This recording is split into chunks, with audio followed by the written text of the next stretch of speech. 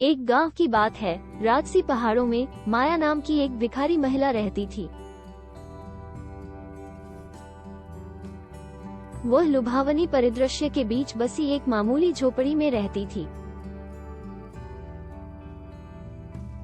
माया एक विधवा थी जो अपने 3 बेटों राजन, सबसे बड़े, और जुड़वा अर्जुन और रोहन का भरण पोषण करने के लिए संघर्ष कर रही थी। राजन अपनी कम उम्र के बावजूद एक खतरनाक बीमारी के बोझ से दब गया था जिसने उसके शरीर को त्रस्त कर दिया था। वह एक दुर्लभ स्थिति से पीड़ित था जिसने उसकी प्रतिरक्षा प्रणाली को कमजोर कर दिया, जिससे उसे लगातार बीमारियों के लिए अतिसंवेदनशील बना दिया गया। माया ने राजन के लिए चिकित्सा सहायता की तलाश में अनगिनत घंटे बिताए, लेकिन उसकी मामूली कमाई। एक भिखारी मुश्किल से बुनियादी जरूरतों की लागत को कवर करता है, चिकित्सा खर्चों की बात तो छोड़ ही दे। अपनी परिस्थितियों से विचलित हुए बिना माया और उसके 3 बेटे अपने पहाड़ी परिवेश की कठोरता का सामना करते हुए आगे बढ़े। उन्होंने खुद को बनाए रखने के लिए जंगल से जलाऊ लकड़ी, जड़ी बूटियां और फल एकत्र किए। माया पास के गांव में अधिशेष को बेच देती थी, इस उम्मीद में कि राजन के लिए उचित इलाज का खर्च उठाने के लिए पर्याप्त धन जमा हो जाएगा। जैसे जैसे मौसम बदलता गया, गांव के लोगों ने माया और उसके बेटों के लचीलेपन और दृढ़ संकल्प को देखा। ग्रामीणों की करुणा दयालुता के छोटे कृत्यों में प्रकट होने लगी। कुछ उन्हें गर्म कंबल और कपड़े प्रदान करेंगे, जबकि अन्य भोजन या हर्बल उपचार प्रदान करेंगे। परोपकार ने संघर्षरत परिवार को आशा की एक किरण दी, उन्हें याद दिलाया कि वे अपनी लड़ाई में अकेले नहीं थे। एक दिन राजन की हालत की बात दुर्लभ बीमारियों में विशेषज्ञता रखने वाले डॉक्टर संजय नाम के एक प्रसिद्ध डॉक्टर के कानों तक पहुंची। राजन के सामने आने वाली अनूठी चुनौतियों से चिंतित होकर उसने उसकी जांच करने के लिए पहाड़ी गांव का दौरा करने का फैसला किया। माया से मिलने और अपने बच्चों के प्रति उसकी अटूट भक्ति को देखने के बाद डॉक्टर संजय गहराई से प्रभावित हुए। पूरी जांच के बाद डॉक्टर संजय ने माया को आशा की एक किरण प्रदान की।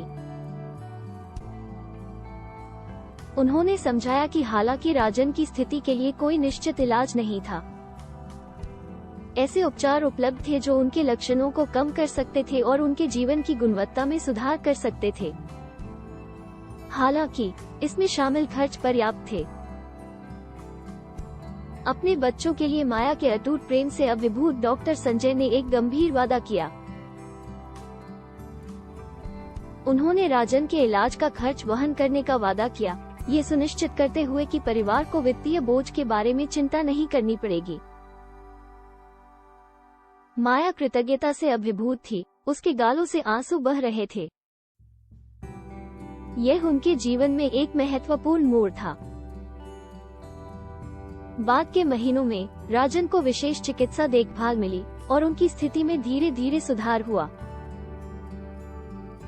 माया, अर्जुन और रोहन ने राजन की आंखों में एक चमक देखी क्योंकि उसने अपनी ताकत और जीवन शक्ति हासिल कर ली थी। हर गुजरते दिन के साथ परिवार का उत्साह बढ़ता गया और डॉक्टर संजय के परोपकार के लिए उनका आभार बढ़ता गया। राजन के स्वास्थ्य में आए बदलाव को देख रहे गांव के लोग माया और उसके बेटों के इर्द गिर्द घूम रहे थे। उन्होंने धन उगाहने के कार्यक्रमों का आयोजन किया, दान एकत्र किया और विभिन्न तरीकों से अपना समर्थन दिया। समुदाय के संयुक्त प्रयासों और डॉक्टर संजय द्वारा प्रदान की गई समर्पित चिकित्सा देखभाल के साथ राजन के स्वास्थ्य में सुधार जारी रहा। जैसे जैसे साल बीतते गए, तीनों भाई बड़े और समझदार होते गए, जो अपनी मां के लचीलेपन और उन लोगों की उदारता से प्रेरित थे जिन्होंने उनकी सहायता की थी। अर्जुन और रोहन ने शिक्षा हासिल की और कौशल हासिल किया जो उन्हें भविष्य में अपने परिवार का समर्थन करने में मदद करेगा। माया की एक बार विनम्र झोपड़ी एक कोरी घर में बदल गई, जो गर्मजोशी और प्यार से सुसज्जित थी। भिखारी महिला, जो कभी जीवित रहने के लिए संघर्ष कर रही थी, अपने समुदाय के भीतर ताकत और आशा का एक स्तंभ बन गई थी।